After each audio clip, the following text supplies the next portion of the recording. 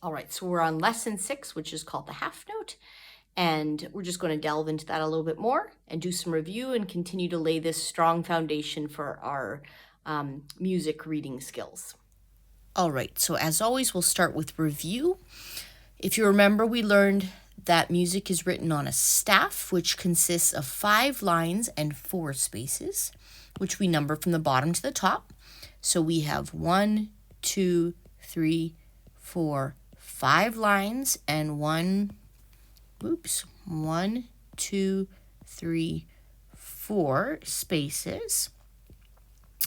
We can write, let's say, an X on line 3, and we want to center that X right over top of that line. We also learned last time how to draw a whole note, so we could also draw a whole note centered right over top of line 3, which is just an oval shape.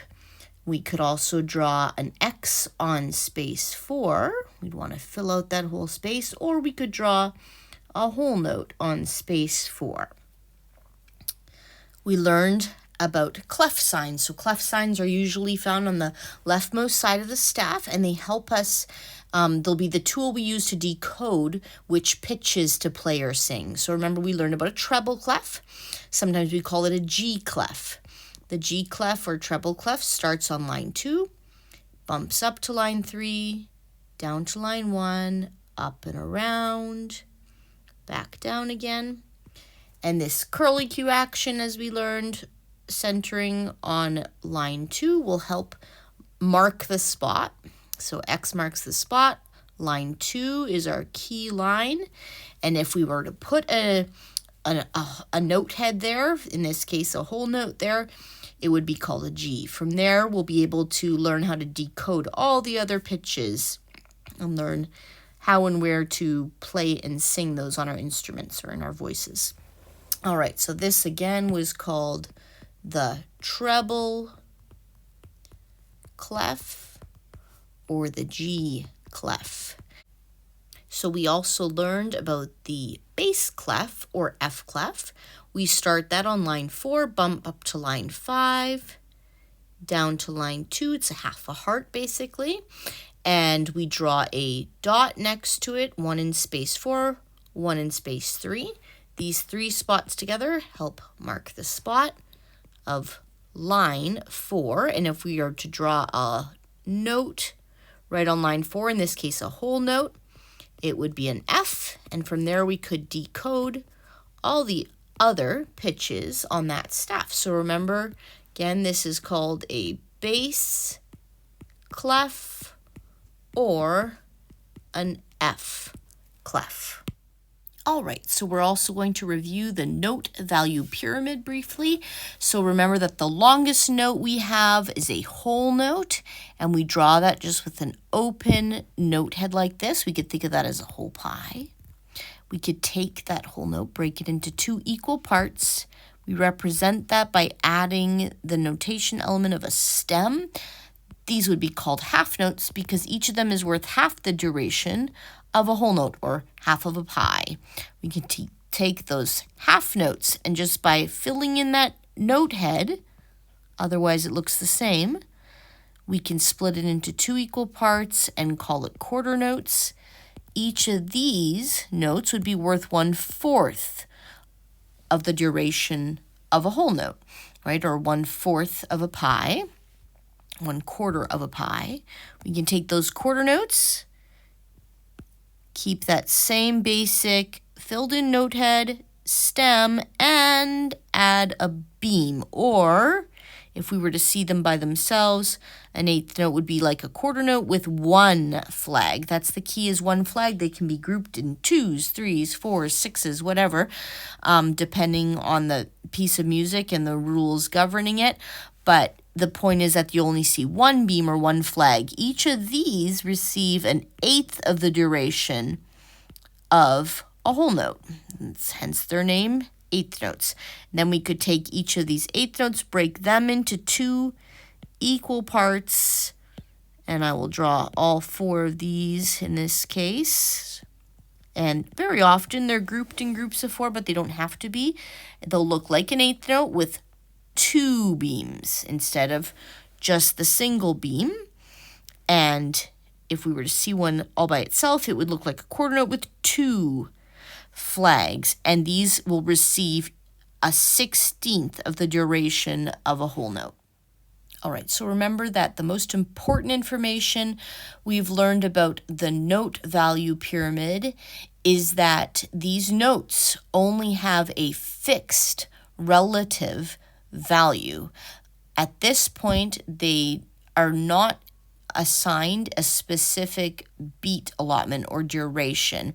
And that is because until they are placed on a staff where a composer has provided additional decoding information, we literally cannot say how many beats they'll get. What we can say is that a whole note will always be twice as long as a half note. A half note will always be twice as long as a quarter note. A quarter note will be twice as long as an eighth note, and an eighth note will be twice as long as a 16th note. So as one scenario, let's say a 16th note is then given 1 beat by a composer. The score indicates that a 16th note should be given 1 beat. We can then know that we should be giving every eighth note 2 beats, that every quarter note should be held for 4 beats, every half note should be held for 8 beats, and every whole note would be held for 16 beats. All right, so a great exercise is actually to try drawing a note value tree from memory on your own. So remember, we would start with an open note head. This would, of course, be a whole note. And then we could take that and just add 1 element to it, which would be, in this case, a stem. So we have an open note head and a stem, and these would be half notes. Then we add 1 element. We change 1 thing. Oops. Thought I wanted to erase. And we would fill in that note head. This would be called then a quarter note, worth a quarter of the value, or a quarter of the duration of a whole note. And then we add 1 more element. Let's go like that. Breaking these into 2 equal parts, we would add that flag or that beam, and these would be your eighth notes.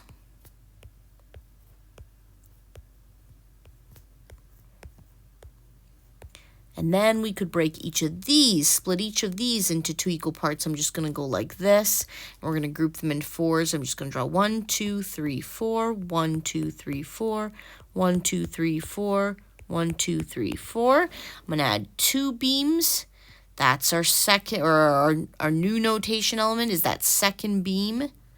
And these will be 16th notes, and we'll just add little almost lines for the note heads here. This can be super rough, but it's really a great practice, so that becomes, again, just cements in, oopsies, sorry, shouldn't talk while I'm writing.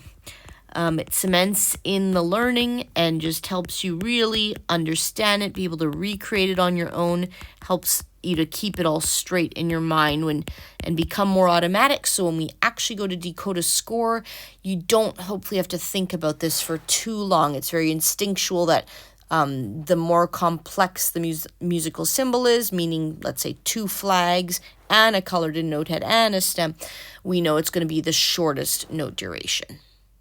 All right, so we're just going to read through lesson 6, half note together. It says a half note looks like this. So remember, we have the open note head and then the stem.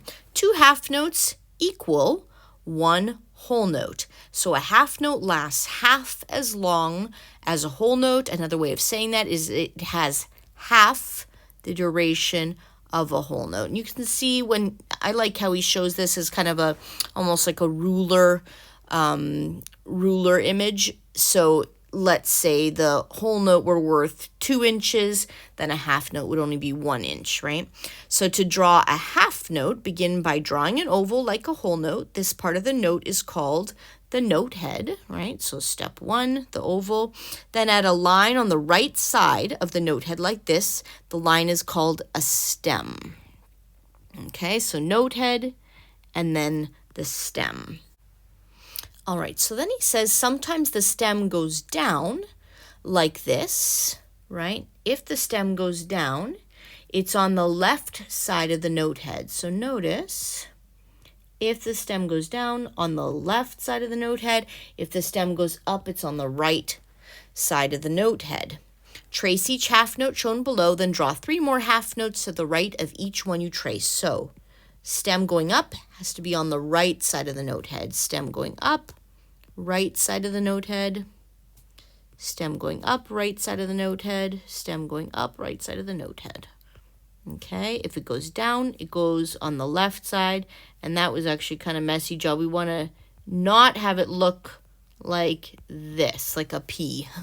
So we get rid of this part right here.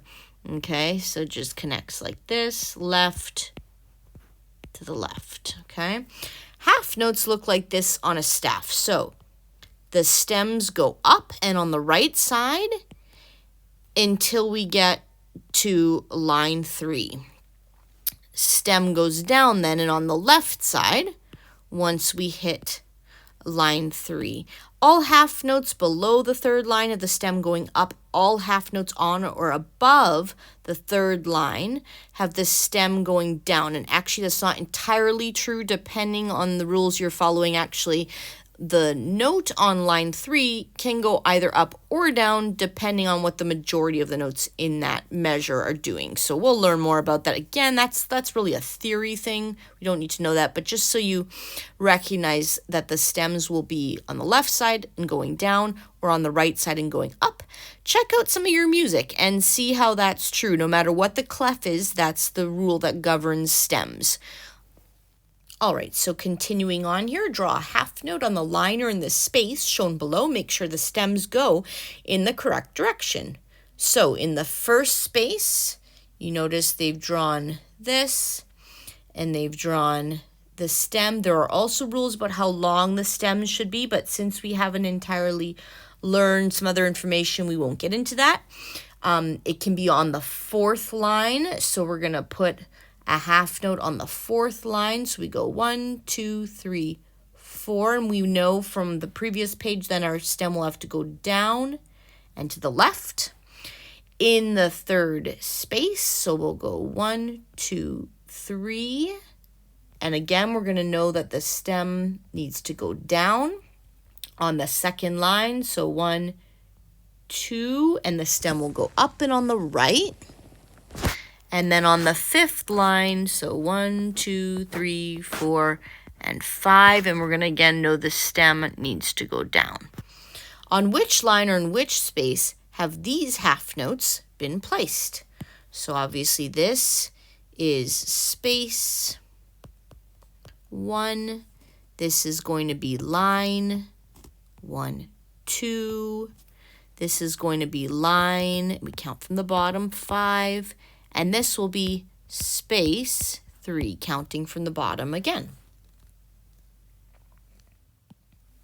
All right, so finishing up this lesson, are these half notes in the treble clef or the bass clef? Circle the correct answer. I hope this is super easy at this point. We look right here, right? And there's our clef sign, bass clef or F clef. So we're definitely going to circle that guy. And then it says in each of the pairs of examples below, one example is correct and one is incorrect. Well, we see 2 half notes are equal to 1 whole note, or would it be true that 2 whole notes are equal to 1 half note? Well, we know right away just from even seeing this stem that this is going to be a smaller note value. Certainly that's not going to be correct. So it's definitely this guy is correct, right? And then next question, what they're getting at here is stem direction. So the rule would be that the stems, or the notes, that are above or on line 3, the stem needs to be going down on the left side. So this would be the correct option. All right, that's it for today.